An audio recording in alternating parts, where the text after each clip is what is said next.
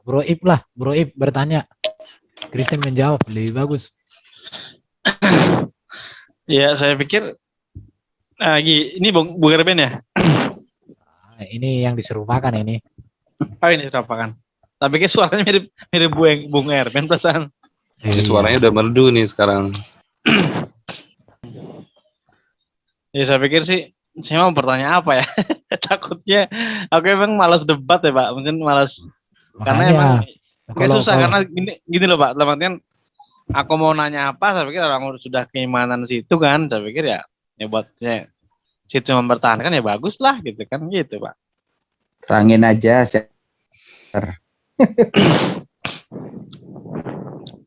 itu maksudnya apa sih Martin Luther?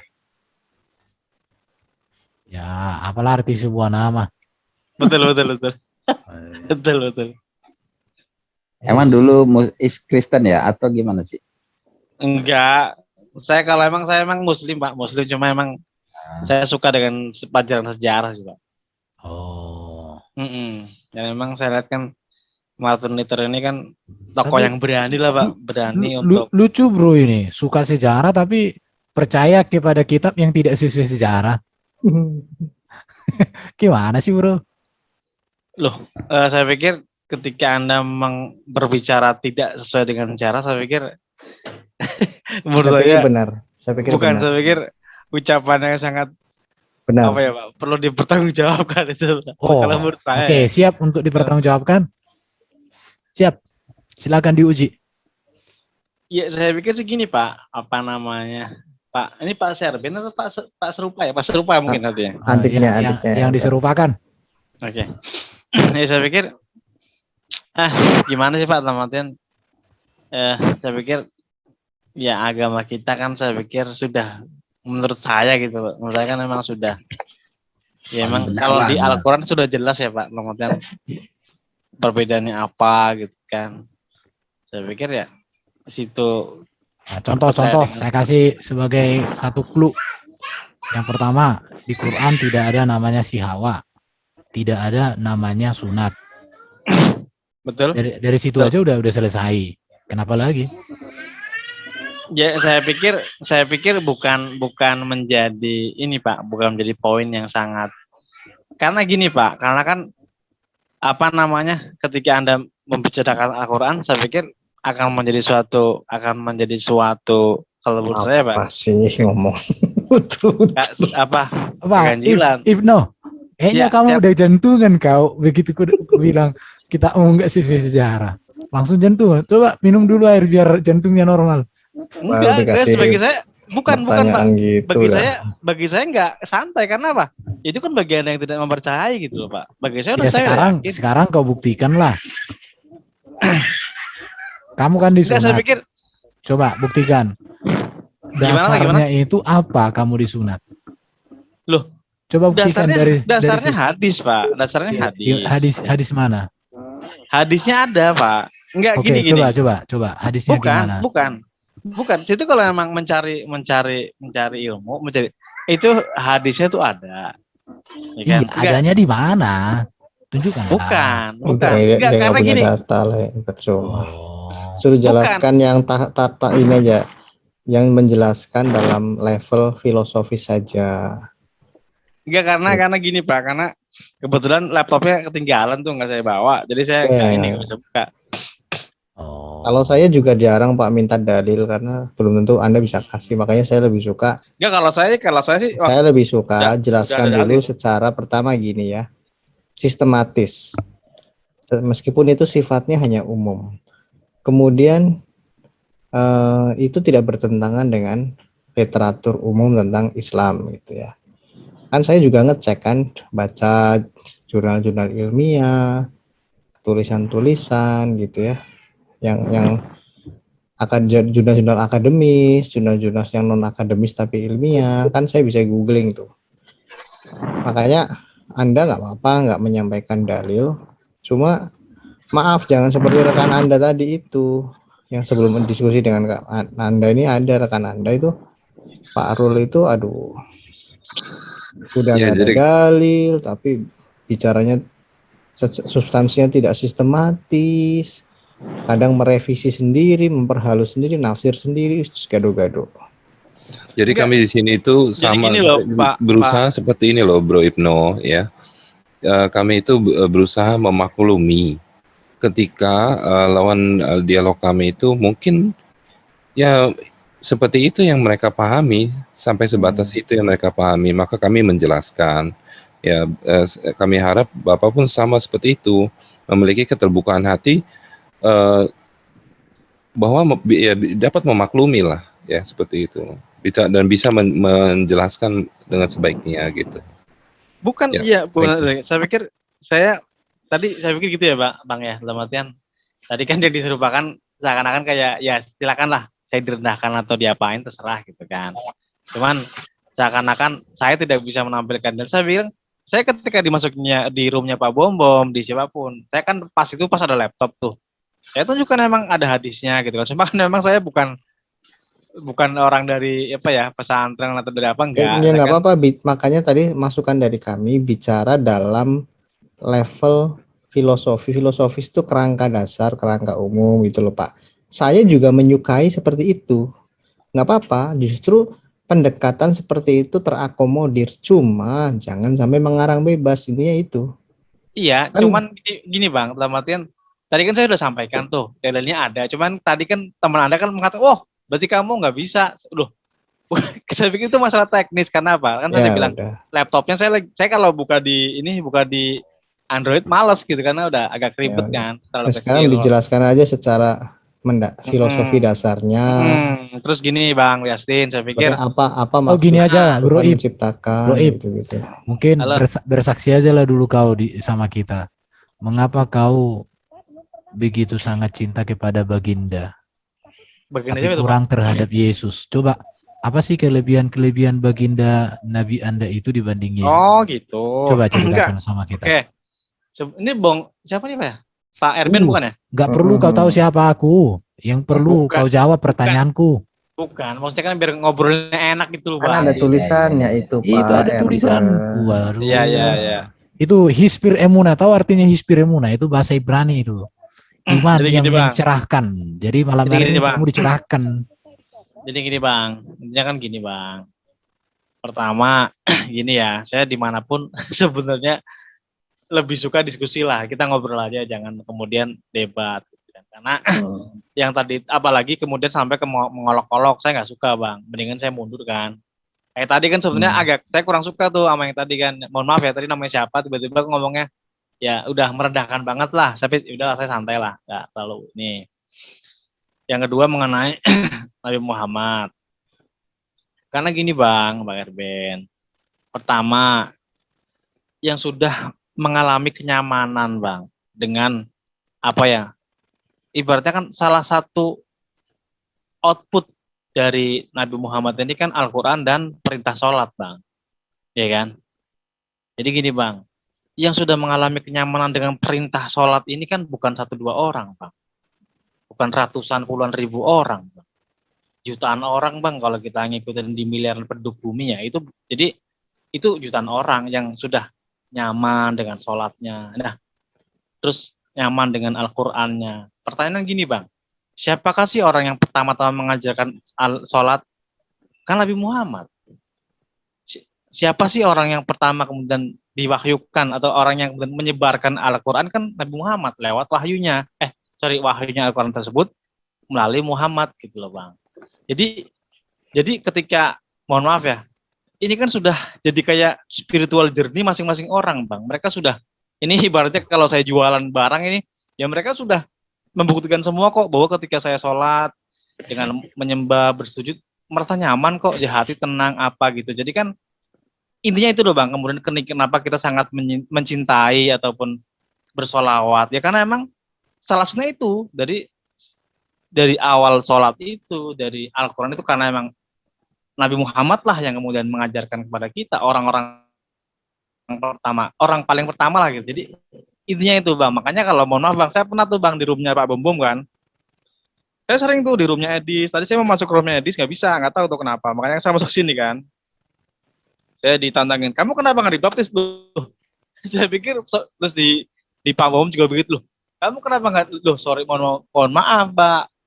Saya memang tidak pernah berbalik debat, tidak. Cuma bukan kemudian saya dari jawaban Anda saya kemudian menerima mentah-mentah. Jujur sih kalau boleh saya ngomong, ya sebenarnya jawaban bagi Anda itu bagi saya itu belum masuk. Cuma kan saya nggak mau ini Bang, nggak mau balik nanya lagi, enggak, saya udahlah cukuplah atau itu jawaban dia kan. Nah, itu pertama. Yang kedua, ya mohon maaf, kalau di agama Anda ada sholat lebih dari 20 kali, mungkin saya malah agak tertarik. Karena inti poinnya kan di sholat ini, Bang. Alhamdulillah saya pada posisi bahkan sudah pada posisi, ternyata sholat itu kebutuhan loh.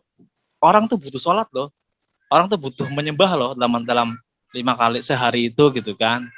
Jadi ya kalau boleh saya share itu, jadi ini bukan kemudian logika-logika yang di Al-Quran seperti ini, di Alkitab ini, di Yahudi itu ternyata bukan masalah cuma logika, Bang. Itu terlalu remeh-temeh. Semua bisa berdalil, semua bisa dengan cara bicara apapun, dengan cara logika apapun, dengan menerangkan seperti apa bisa berdalil. Cuman ini kan mengenai pengalaman spiritual yang sudah dirasakan oleh banyak orang. Contoh lah, Bang, gini aja, Bang. Ada loh, Bang, di Islam itu orang sampai berhaji jutaan rupiah, ya kan? Sampai dia tuh harus harus waktu harus dikeluarkan, ya kan? Kemudian ada ada korban waktu, korban duit, korban apa itu. Ini kan ya kalau emang ada orang yang asal berhaji sih oke lah, Bang. Ada sebagian yang dia mungkin karena pamer, cuma kan ada emang benar-benar panggilan hati.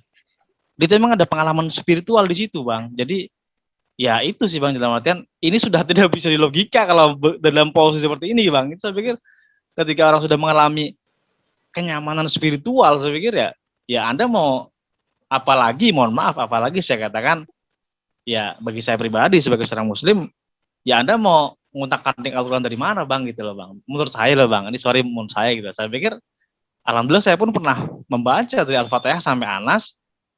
Ya emang ya seperti itu bagi saya, emang ya itu sih, Bang, gitu aja sih.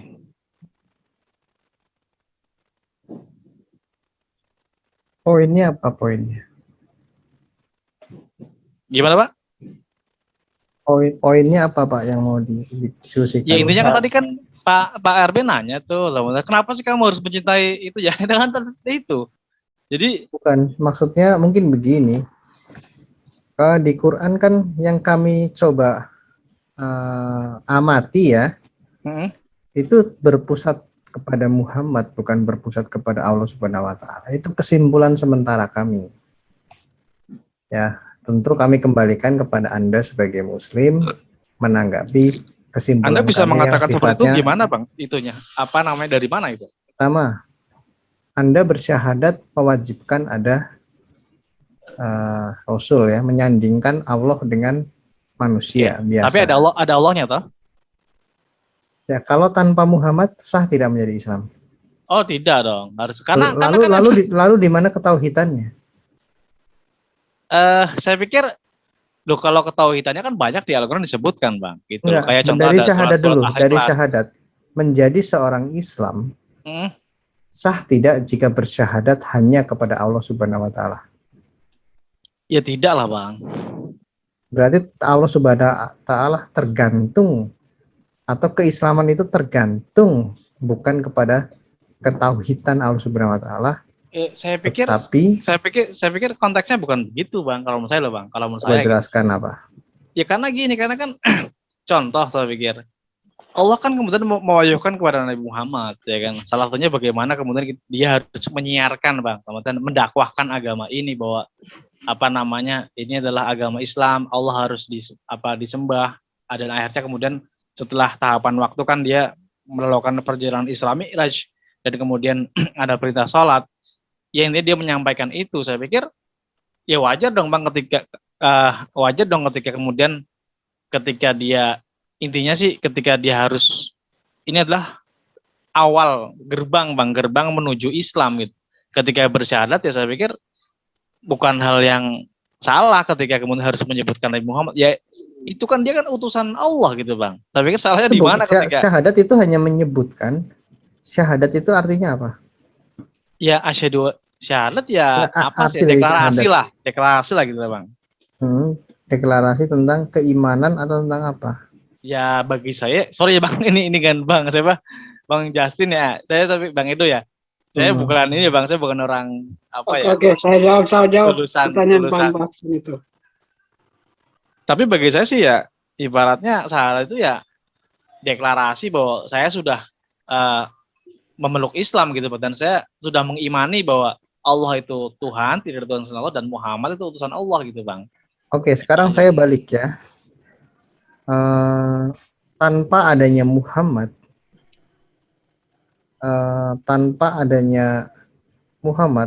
apakah kita bisa mengenali Allah Subhanahu wa Ta'ala Anda yang tauhid itu? Tanpa adanya Muhammad dalam mana gimana, Bang? Tanpa kerja Anda berpikir seandainya tidak ada Muhammad atau gimana? Jadi begini ya, kan ada yang disebut dengan Allah yang ketauhidan itu kan Allah yang esa gitu ya, yang satu dan satu-satunya kira-kira gitu.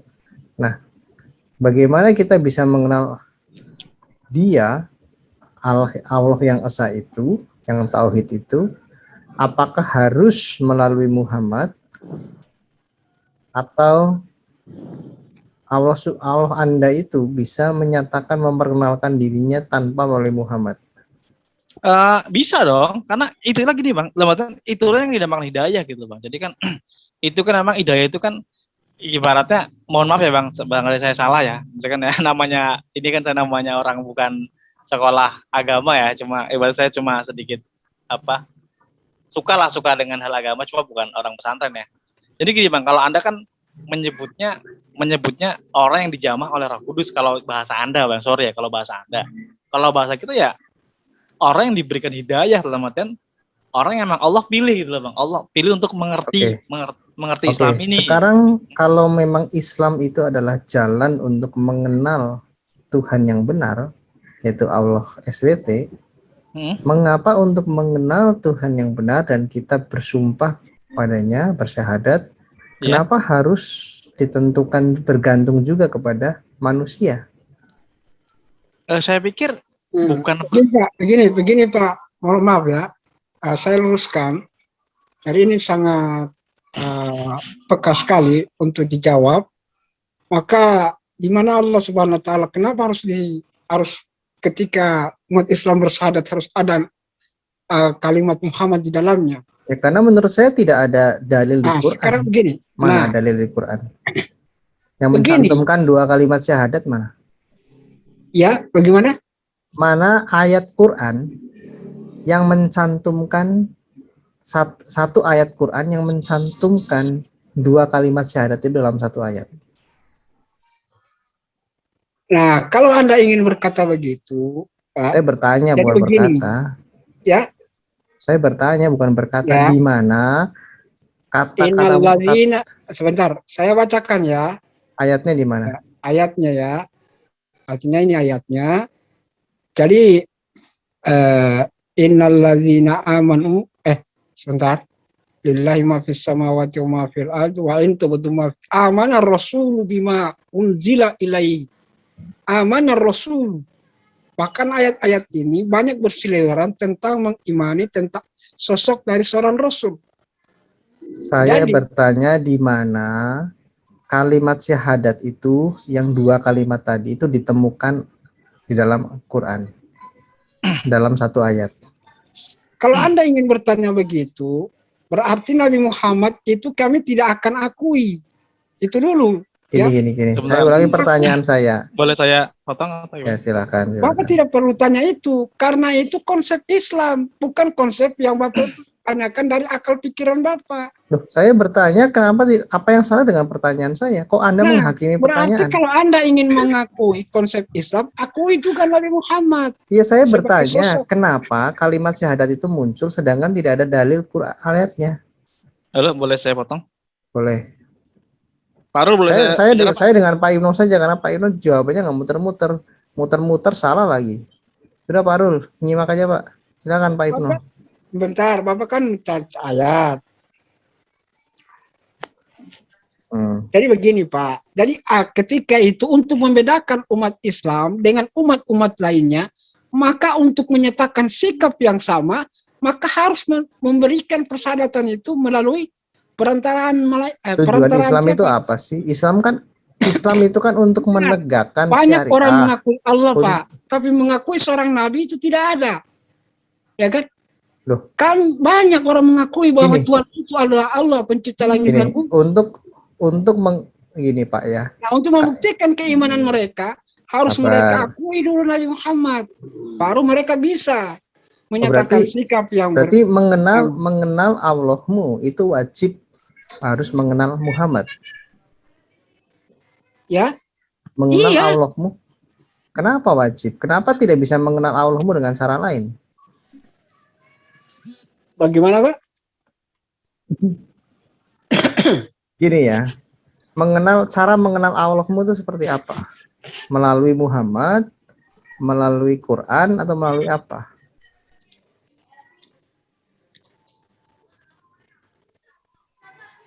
Cara mengenal apa?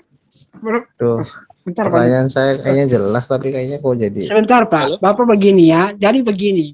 Pada dasarnya, kalau Bapak cuma menginginkan dalil yang ada di dalam Al-Quran, kemudian mengenyampingkan daripada sosok Nabi Muhammad sebagai Rasul utusan Allah, yang kami yakini, yang kami imani bahwa beliau adalah seorang Rasul utusan Allah, seorang pilihan Allah, maka ketika orang menyatakan sikapnya untuk mengimani agama Islam, maka yang harus didahului adalah pernyataan mengakui akan keberadaan Nabi Muhammad. Karena Islam untuk itu ada sejak kapan? Sebentar, Islam itu ada sejak kapan? Sebentar. Bapak ngomong diam. Kalau saya ngomong diam Bapak. Nah, sekarang ketika Nabi Muhammad SAW diberikan poin seperti untuk membedakan status keberadaan daripada antara kita dengan orang yang tidak beriman. Jadi ketika sholat diperintahkan oleh Allah dalam Al-Quran, sholat, apakah sholat melengkapi yang ada di dalam Quran? Teknisnya, bagaimana cara pelaksananya? Maka dihadirkan yang namanya sosok Nabi Muhammad. Amanar Rasulu bima unzila ilahi mirabbi wal mu'minun. Ya, berimanlah kalian kepada Allah, Rasulu bima unzila alaihi. Sebagaimana orang-orang beriman sebelumnya. Nah, pernyataan itu bukan berarti tidak ada dalam Al-Quran, tetapi Rasulullah itu melengkapi semua yang ada di dalam Quran. Dari apa-apa tata cara bagaimana dia menceritakan tentang peran hukum, baik hukum-hukum yang ada di dalam kehidupan manusia, baik itu sosial, baik itu politik, baik itu yang berbicara tentang pertahanan keamanan. Apa? Nah, intinya adalah Bapak tidak perlu mempertanyakan konsep itu. Karena apa? Karena kalau Bapak mempertanyakan tentang ada di dalam Al-Quran, maka seharusnya Bapak, kami umat Islam harus lebih dahulu tidak akan Kenapa mengakui Anda tidak Muhammad. mengikuti tradisi Yahudi? Yahudi mengatakan Shema Yisrael. Adonai. Ya itulah semua orang. Tidak ada kata-kata di saja. situ Shema Yisrael, Musa Rasul atau Musa Nabi, tidak ada.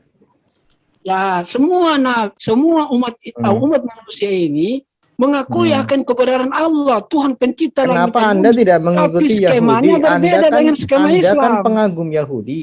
Kenapa Anda tidak mengikuti Yahudi? Saya tidak pengganggu Israel? Yahudi. Saya tidak pengganggu Yahudi. Tadi sore Tetapi saya berbicara tentang konsep ajaran Torah, bukan pengganggu Yahudi. Berbeda Pak. Coba syahadatnya Yahudi apa?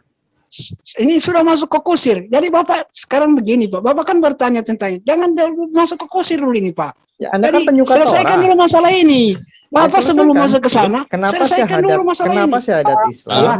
Bapak ngomong ini Bapak diskusi atau debat? Saya nyata Bapak diskusi atau debat? Tanya teman-teman dari tadi, saya bertanya, Anda yang menjawab banyak tapi salah, muter-muter. Muter-muter gimana? Bapak kan sudah saya sampaikan ya bahwa udah, Nabi Muhammad itu yang perlu kami imani. Ada tidak di dalam kalau Bapak mengatakan ya bahwa Yesus sendiri pernah mengatakan, aku adalah jalan hidup dan kebenaran. Sesungguhnya kalian tidak akan sampai kepada Allah kalau tidak melalui aku. Itu pernyataan Yesus. Jelas.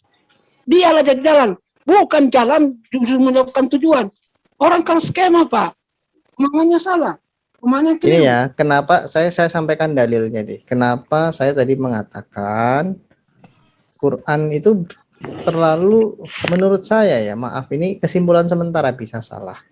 terlalu berpusat kepada Muhammad. Mengapa? Contohnya di sini ya. Ini nanti Anda jawab ya, saya yang membacakan saja. Di surat Halo? surat 48, iya halo diterima. Di surat 48 ayat 13. Dan barang siapa tidak beriman kepada Allah dan Rasulnya. Sekarang Anda jawab, siapa Rasul di sini? Halo, boleh Rasul, saya lanjutkan? Rasul secara umum atau Muhammad? Rasul itu salah satunya itu Nabi Muhammad termasuk Rasul, 25 Rasul itu. Oke, berarti begini, ini dikatakan Rasulnya loh, tunggal loh. Nah, Rasul ya, Halo, boleh saya? Bingung kan? Rasul itu utusan Pak. Enggak, ini siapa Rasul di sini? Di ayat mana? Maksudnya apa ini di ayat mana? Surah 48 ayat 13 dan 17. Dan barang siapa tidak beriman kepada Allah dan Rasulnya, maka sesungguhnya kami telah, iya benar.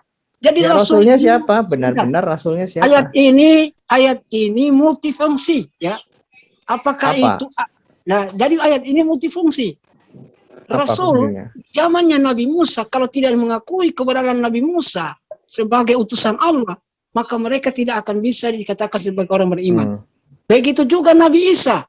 Nabi Isa di zaman Nabi Isa, mereka tidak mengakui Injil yang dibawa oleh Nabi Isa itu sebagai wahyu dari Allah. Ya, wahyu dari Nabi Isa yang diturunkan kepada Nabi Isa, maka mereka harus mengakui bahwa Nabi Isa itu adalah utusan Allah. Oke, berarti ini bersifat umum, bukan mengacu ke Muhammad. Nah, kalau bersifat Nabi, itu kita lihat asbabun nuzulnya itu dari mana? Terjawabnya. Sebentar. Ini mengacu ke asbabun siapa? nuzulnya. Rasul secara umum atau kepada Oke. Muhammad ini?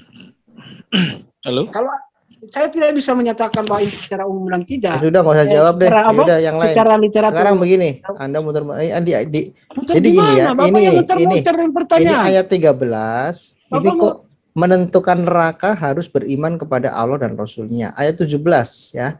Menentukan surga juga harus taat kepada Allah dan Rasulnya. Tidak ada Iya, dosa atas kepada orang-orang Allah yang dan buta. Rasulnya. Ya, Rasulnya siapa ini? Tidak, Rasulnya itu Rasulnya Allah. Bukan Jadi Muhammad. kalau sebentar begini ya, saya Secara analogikan umum. seperti ini.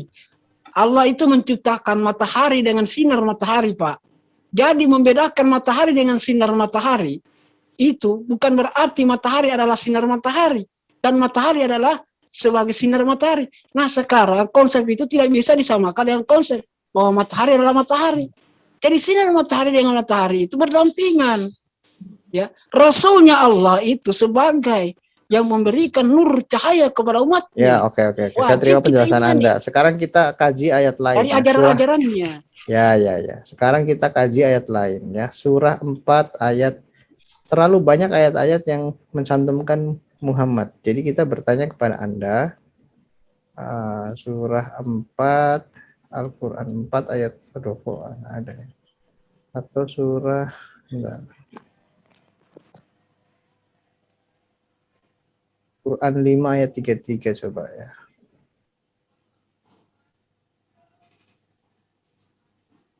Nggak sampai. Oh, ini ada sebentar. Nah, ini Quran 4 ayat 150. Di sini dikatakan sesungguhnya orang-orang yang ingkar kepada Allah dan Rasul-Rasulnya. Nah, ini jamak ya. Jadi tadi itu tunggal, Rasulnya itu satu. Ini jamak. Sesungguhnya orang yang ingkar kepada Allah dan Rasulnya dan bermaksud membeda-bedakan dan seterusnya. Nah, ya. Sini. Berarti Jadi kami tidak membedakan, ya. Kami tidak membedakan Rasul. Enggak, yang Selama saya dalam maksud, saya konteks ingin ajarannya. mengatakan kalau yang tadi itu tuh tunggal. Ini banyak gitu loh. Ya. Sekarang kita beralih ke Rasuli. Quran. Bentar dulu. Quran 49 ayat 1. Aduh.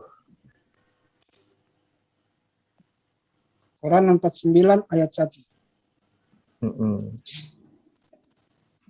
Wahai orang yang beriman, janganlah kamu mendahului Allah dan Rasulnya. Selalu ada kata dan Rasulnya, dan Rasulnya. Oke, lagi.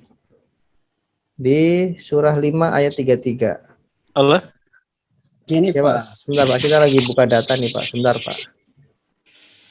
Surah 5 ayat 33.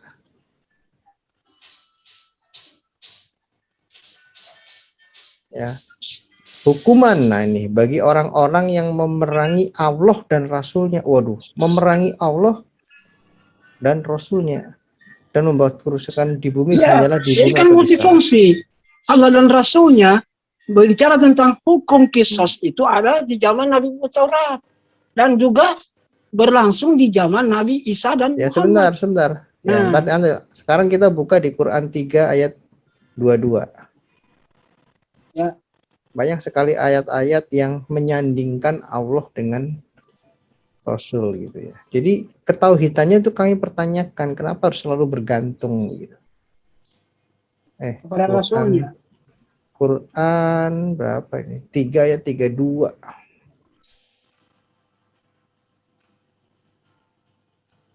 Katakanlah dalam kurung Muhammad, taatilah Allah dan Rasul.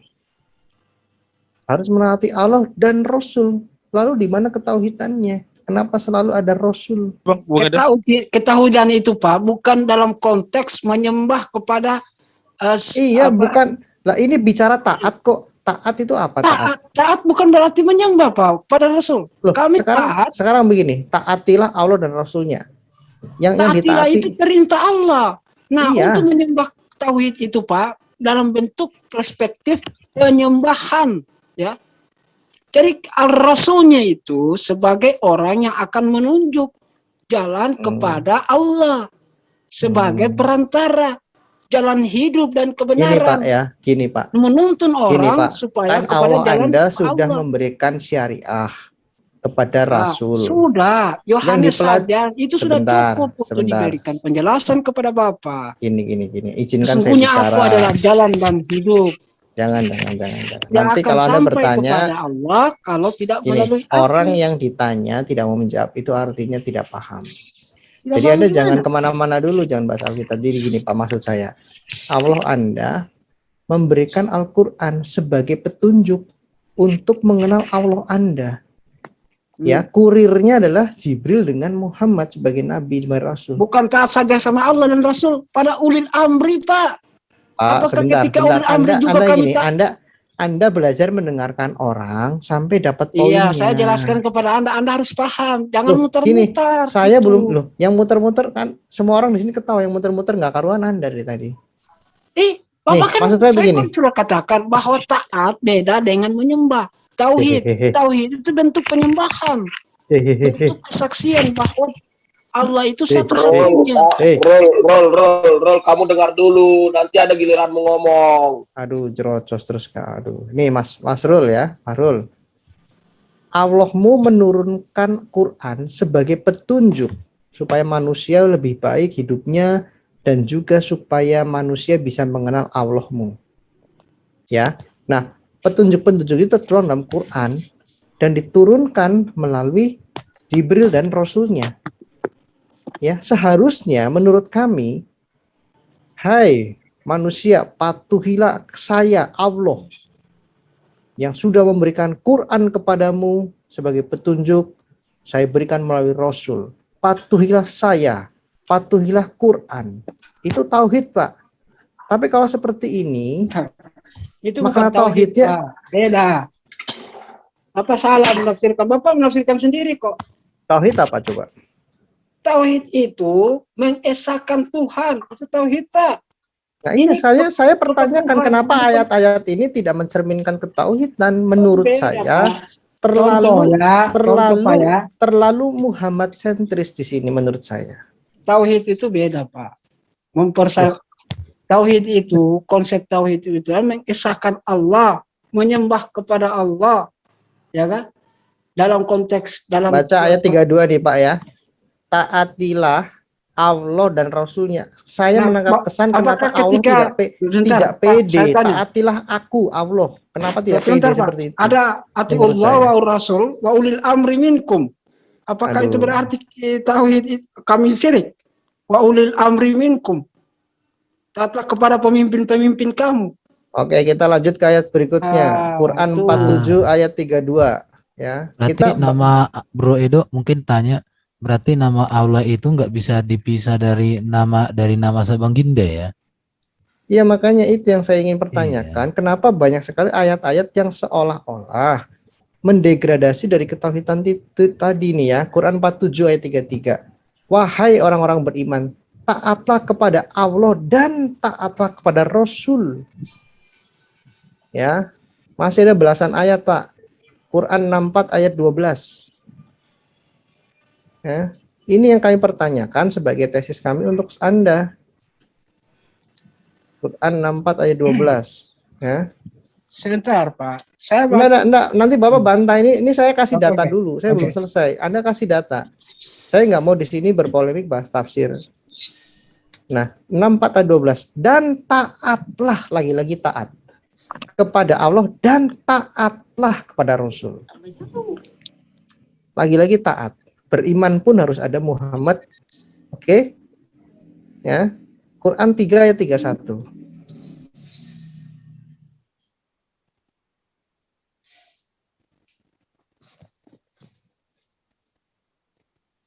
Quran 3 ayat 31. Katakanlah Muhammad, jika kamu mencintai Allah, ikutlah aku. Niscaya Allah mencintaimu dan mengampuni dosa-dosamu. Jadi di sini, jika kamu mencintai Allah, ternyata mencintai Allah itu ditentukan dengan apa? Mengikuti Muhammad. Ya. Oke, Terus bentar ya. Lagi. Di Quran 58 ayat 8. Ya, urusan surga neraka harus taat beriman kepada Allah dan Rasul. Ya. Quran 58 ayat 8. Quran 58 ayat 8. Ya.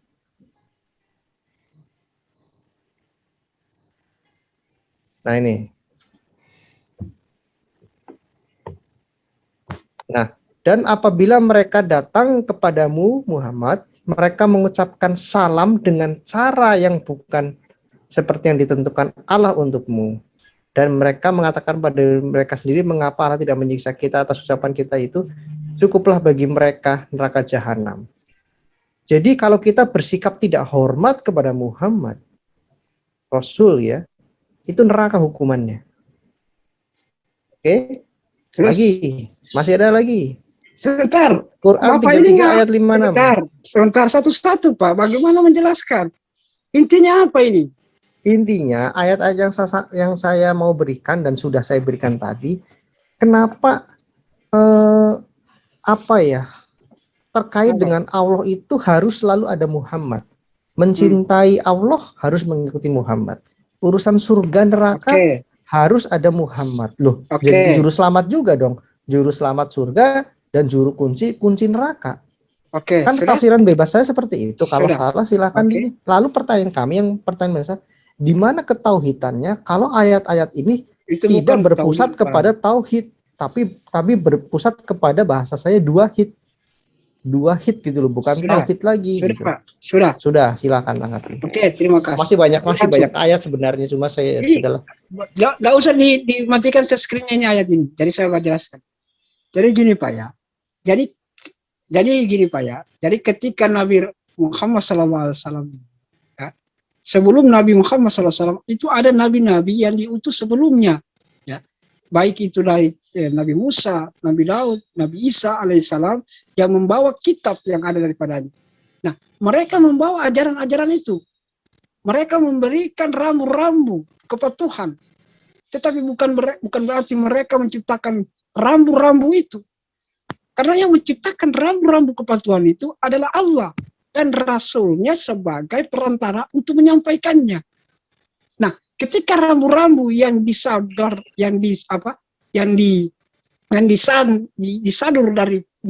dikopi dari Allah, dari peraturan-peraturan yang mengetahui aturan itu hanya Rasul. Jadi ketika orang untuk menyampaikan itu, ya, ketika Rasul menyampaikan Quran? Apa gunanya Quran? Kalau Quran itu diturunkan dari langit. Namanya juga perantara. Yang namanya perantara itu sifatnya sementara, Pak. Kalau sudah menyelesaikan tugasnya ya sudah. Perantara kan kurir. Saya kurir mengantar makanan ke Bapak. Artinya setelah makanannya saya antar, Saya mau mati kek, mau minggat kek, mau menguap kek, yang penting Bapak dapat makanannya. Mau jengking ke? Sebentar, kalau Bapak tidak mengatakan, dan ini ada kemiripan dari ayat Yohanes di mana dinyatakan Kan bahwa begini, aku kalau adalah jalan kebenaran Anda dan hidup. ini sedang Kalian tidak akan bisa sampai menjelaskan, kepada Anda Allah ini kalau sedang tidak melalui aku. mewakili, Anda Sebentar, sedang Pak. mewakili agama Islam yang mengklaim wahyu sempurna. Kenapa kalau ditanya tidak Nah, pernah tuntas malah secara beralih analogi, menyinggung, sebentar. anggaplah Nah, Kristen itu bobrok, Pak, anggaplah. Sekarang Tidak, Bapak nggak usah tidak. nyinggung Kristen. Sekarang Sebentar, Bapak Pak. jelaskan Sebentar. kesempurnaan Islam Bapak. Nggak usah Oke, nyinggung Alkitab. sebentar saya jelaskan. Bagaimana untuk bisa menyanding, bagaimana Allah bisa menyanding ke situ? Karena memang Allah, ya, karena Allah ini tidak turun secara langsung ke dunia untuk memberitahukan peraturan-peraturan itu. Jadi konsekuensi dari seorang umat yang mau beriman kepada Allah, langsung, Bro. sebentar Pak. Konsekuensi orang yang mau mengakui kebenaran kepada Allah, maka Allah titipkan Rasulnya dan harus diakui keberadaannya. Dengan pengakuan itu, maka password untuk membuka Ya kunci udahlah. Saya terima keselamatan penjelasan bukan di situ.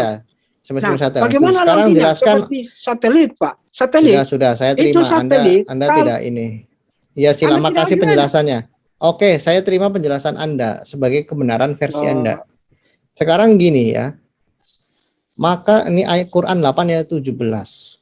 Pembunuhan yang dilakukan oleh Rasul juga ternyata itu artinya Allah yang membunuh. Ini bunyi ayatnya ya. Maka sebenarnya bukan kamu yang membunuh mereka, melainkan Allah yang membunuh mereka. Dan bukan engkau yang melempar mereka ketika engkau melempar, tetapi Allah yang melempar. Allah berbuat demikian untuk membinasakan mereka dan untuk memberi kesenangan kepada orang mukmin. Nah, apa artinya? Itu bukan alegori, Pak. Itu bukan alegori. Itu memang dalam artian ketika manusia diberi, Allah mengatakan seperti dalam hadis qudsinya, bahwa sesungguhnya orang-orang beriman itu apabila mereka sudah dipilih oleh Allah sebagai kekasih Allah, maka dari mata mereka itu, dari pendengaran mereka, penglihatan mereka, tangan mereka itu Allah sendiri yang akan menuntun mereka. Ya.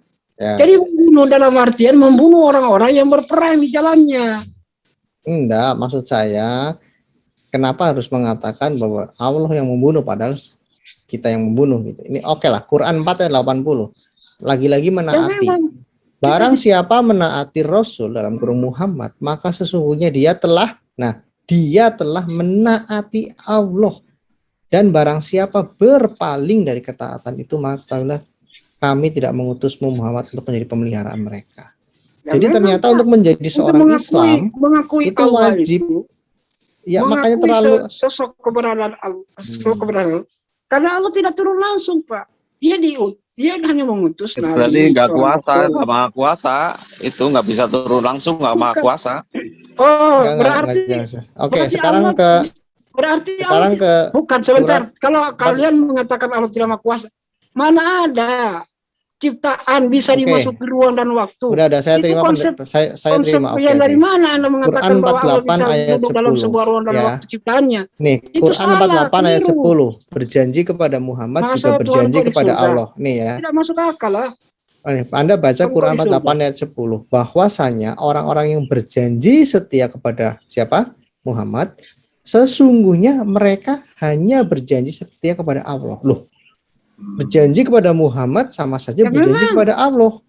Berjanji, kalau tidak perjanjian itu berarti Allah seseorang yang akan berjanji itu secara tidak langsung ketika dalam perjanjian itu dengan perleteran sesuatu, bukan saja Muhammad, bahkan perjanjian tadi jelas-jelas Anda dengan Muhammad orang lain barang bisa. siapa berjanji. Kalau berarti bisa diartikan begini, barang siapa berjanji kepada Musa, bukan saja dengan Muhammad, Pak. Konsep kami perjanjian kalau atas dasar nama Allah, atas dasar perjanjian kepada Allah, maka itu berlaku perjanjian setia kepada Allah. Sudah. Oke, sekarang nih Quran 33 ayat 71. Niscaya Allah akan memperbaiki amal-amalmu dan mengampuni dosa-dosamu. Wow, pengampunan dosa ya. Dan barang siapa menaati Allah dan lagi Rasulnya, maka sesungguhnya menang. Kembali lagi menaati Allah Ya, jadi rasul itu Kenapa Pak, tidak ada sebentar. perkataan begini? Hei manusia, taatilah saya saja. Begini Pak. Taatilah saya Ya. dengan Jadi berpegang Bapak kepada bertanya Quran. tentang konsep Islam ya. Standar ganda yang saya gunakan begini Pak. Dengan analogi yang saya bawakan. Bapak harus paham, jangan dulu bantah saya. Nah, standar ganda. Ketika Rasul yang dikatakan sebagai utusan Allah. Kemudian kalau itu kita balut bahwa sosok seorang Rasul itu bagian dari ketuhanan yang patut, yang memiliki kesamaan dan kemiripan daripada Allah itu sendiri, yang sama-sama reinkarnasi Tuhan, maka kita bisa jabarkan, oh dia adalah reinkarnasi Tuhan. Itu keliru besar. Keliru besar. Anggaplah Kristen itu bobrok, sudah nggak usah bahas Kristen. Sebentar, bahas sebentar. Nah, Quran, bagaimana Islam analoginya Pak? Saya tidak mengatakan itu. Bagaimana analoginya? Seperti Saya satelit, mengatakan, Pak. anggaplah. Sekarang nggak usah bahas lari kemana-mana. Oke, kita buka ayat Quran 3357. Ya, sudah lebih dari 20 ayat saya sampaikan kayaknya. Sesungguhnya terhadap orang-orang yang menyakiti Allah dan Rasulnya, loh kok dan lagi. Allah akan melaknatnya di dunia dan di akhirat. Dan menyediakan azab yang menghinakan bagi mereka. Lagi-lagi harus ada dan Rasulnya. Ya, jadi Oh, berarti Bapak mencari Satu pertanyaan saya untuk Pak Edo. Berarti kalau Nabi Muhammad menginginkan hal duniawi, harus dikasih dong. Gimana tuh? ya, kita bahas ayat saja bro. Sensitif ya. Iya bukan, tadi kan narasi Bapak seperti Nabi Muhammad ini kan anak emas. Harus ngikutin Nabi. Sementara Ya. Nabi itu kan manusia, punya Bapak hawa dari, nafsu. Bapak dari Islam atau Kristen? Oh, saya Katolik. Oke. Saya nggak mengatakan yang tadi itu sih. Saya nggak mengatakan anak emas. Saya hanya menyampaikan tentang kenapa banyak sekali ayat-ayat yang kami anggap secara sementara, bisa saja salah anggapan kami, yang kami anggap secara sementara ya, bahwa ini kok mendegradasi ketauhidan. Contohnya begini Bro ya. Edo, coba dibuka surah 18 ayat 26 ya.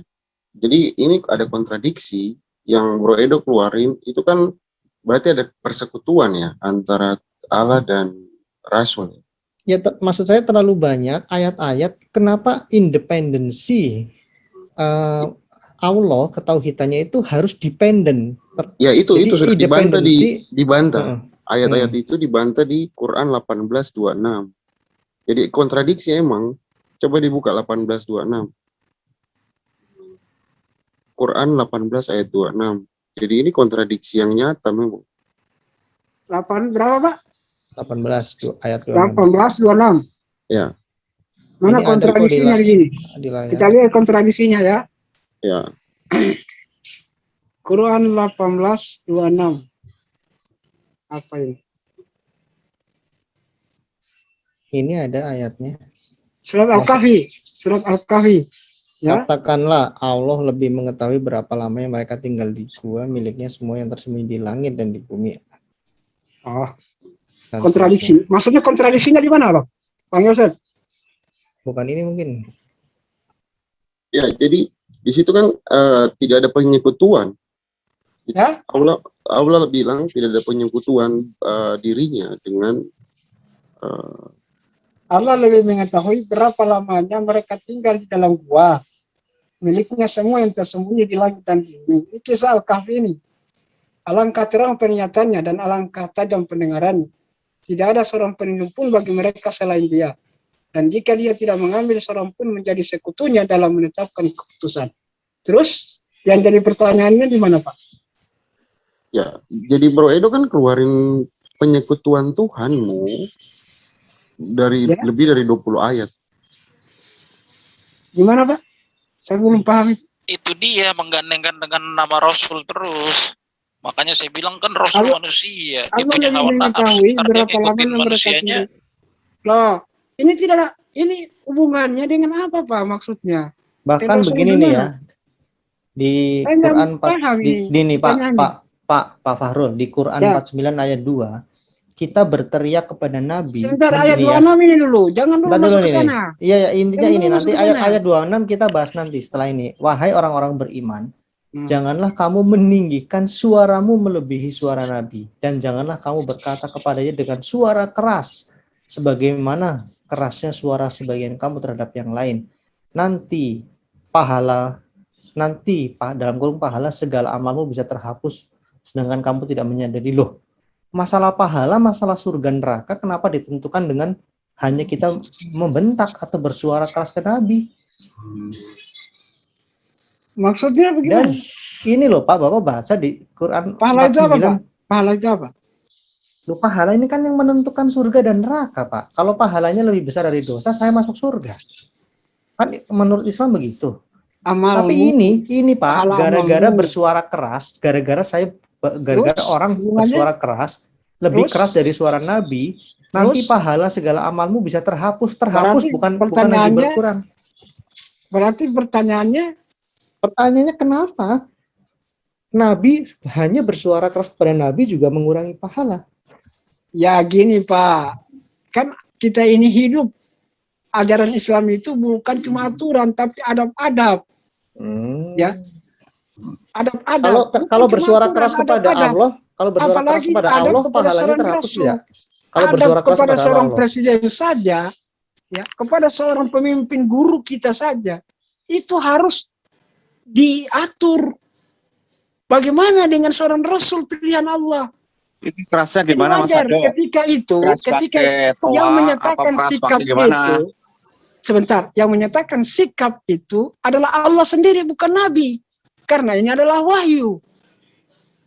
Dan yang Oke. bisa menentukan amal seseorang itu bukan Nabi. Menentukan orang surga dan neraka itu bukan Sebentar, Nabi. kamu tahu narasi kerasnya gak, definisi keras yang dia maksud? Kamu tahu gak tuh Pak? Jangan Ya, ngomong panjang keras lebar dulu, dalam tahu atau artian. enggak? Sebentar, Oke lah, keras dalam intinya artian harus suara sopan keras. gitu ya. Oh ya, oke. Saya terima. Suara keras. Oke. Kenapa pakai toa? Kalau gitu Bentar. berarti nggak amalnya hilang semua dong setiap hari pakai toa keras. Salah Bapak. Kami tidak berhadapan dengan seperti itu, Pak. Kami mereka berhadapan dengan Nabi. Berbicara dengan kata-kata kasar kepada Nabi. Oke. Ini Quran 59 ayat 7. Barang rampasan menurut kami ya, saya membaca bisa salah. Menurut ayat ini kami simpulkan sementara. Barang rampasan Nabi juga ternyata punya Allah. Begini bunyi ayatnya. Harta surah 59 ayat 7. Harta rampasan dari mereka yang diberikan Allah kepada Rasulnya yang berasal dari penduduk beberapa negeri adalah untuk Allah, Rasul dan kerabat, anak yatim dan sebagainya. Nah, jadi barang rampasan itu pun punya Nabi, itu juga ternyata punya Allah juga gitu. Bagaimana, Pak? Mungkin harta rampasan dari korupsi Pak yang dimaksud Pak. Allah kepada Rasulnya. Jadi gini Pak. Jadi ketika mereka melakukan memaksakan itu ada harapan, ada harta rampasan Pak ya. Ada bentuk harta rampasan. Namun harta rampasan itu bukan berarti dalam konteks yang dikatakan bahwa Nabi Muhammad merampok, tidak. Ya, itu ini rampasan yang baik gitu ya. Ya, harta rampasan itu adalah sisa-sisa daripada perbekalan. Merampas itu melakukan kekerasan, pemaksaan, itu rampasan namanya. Harta rampasan. Ya, bahasanya rampasan itu berarti pemaksaan konsep dong. perang, Pak. Konsep perang itu diakui bahwa harta rampasan itu ada. Tapi katanya sisa-sisa.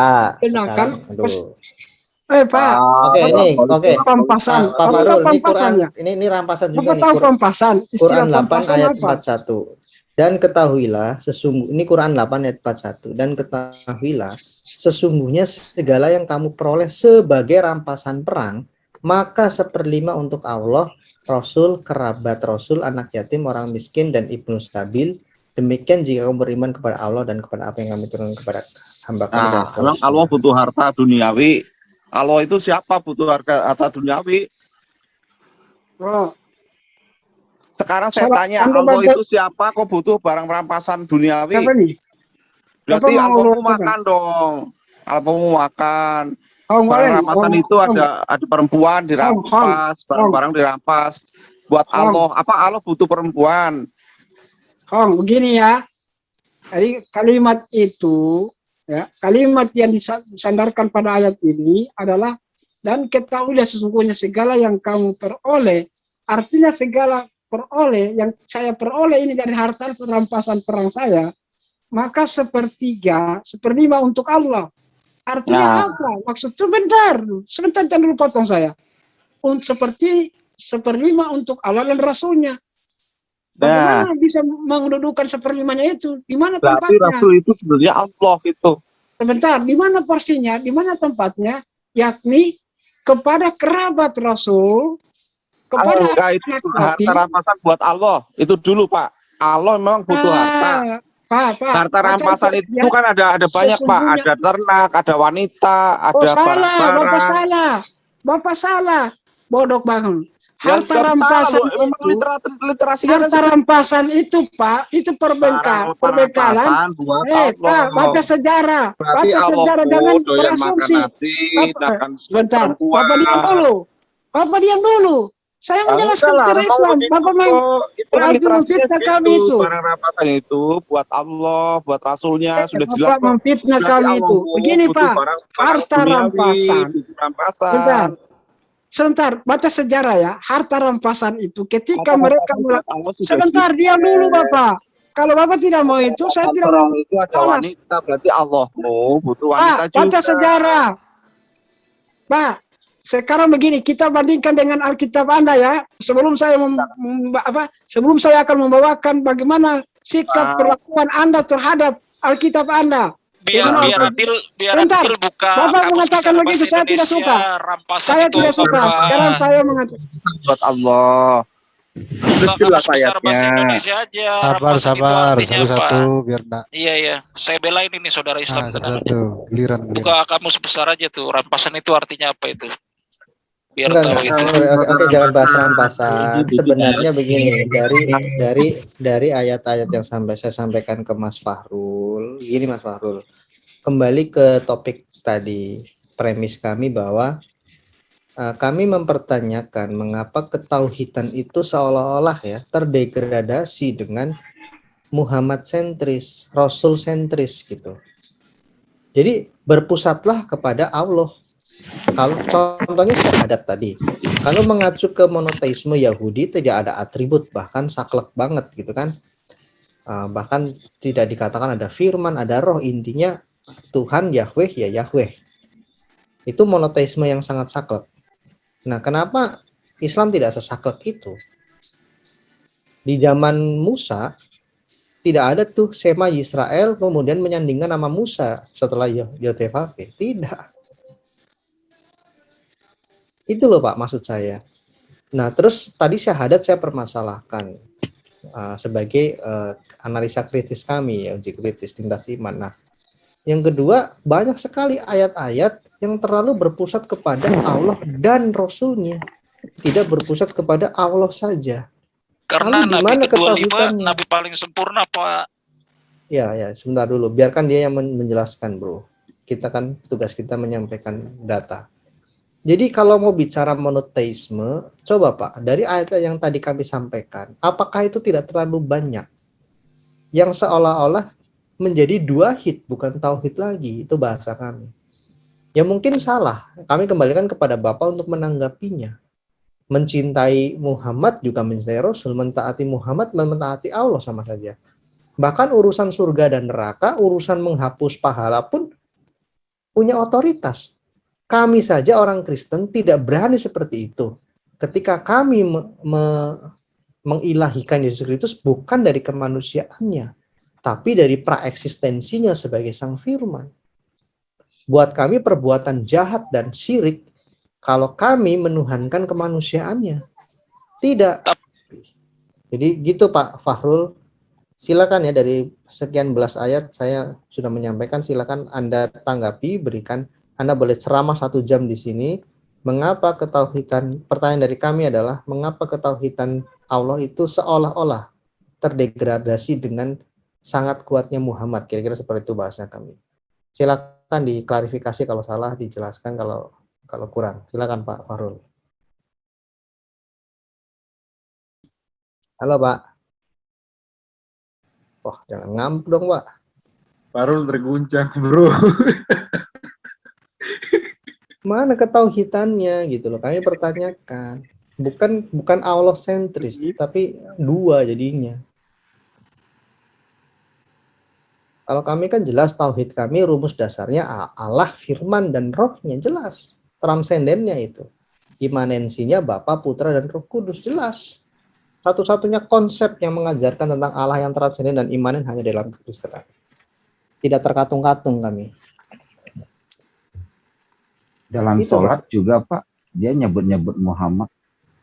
Nah itu belum saya singgung tadi ya, sholawat, berdoa dan sebagainya. Kira-kira itu ya Pak Fahrul. Silakan kalau mau ditanggapi, kalau enggak ya sudah. Saya minta maaf kalau ada kesalahan. Itu sifatnya hanya kesimpulan sementara, bisa salah.